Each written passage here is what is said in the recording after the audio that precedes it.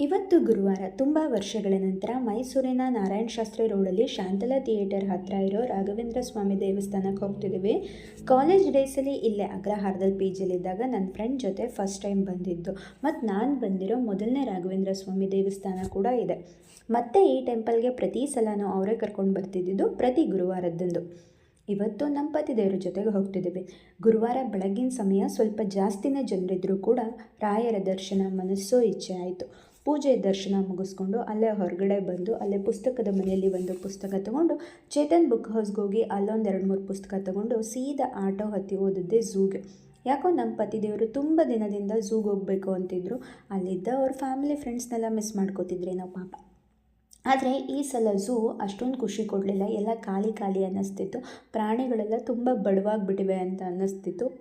ಎಲ್ಲ ಗಿಡ ಮರಗಳೆಲ್ಲ ಒಣಗೋಗಿತ್ತು, ಮೇ ಬಿ ಬೇಸಿಗೆ ಇರೋದ್ರಿಂದ. ಝೂವಲ್ಲಿ ಮಧ್ಯಾಹ್ನದ ತನಕ ಕಾಲ ಕಳೆದು ಅಲ್ಲೇ ಕರ್ನಾಟಕ ಸ್ಯಾರಿ ಸೆಂಟರ್ಗೆ ಹೋಗಿ ಒಂದು ಸೀರೆ ತಗೊಂಡು ಸೀದಾ ಮನೆಗೆ ಬಂದ್ವಿ.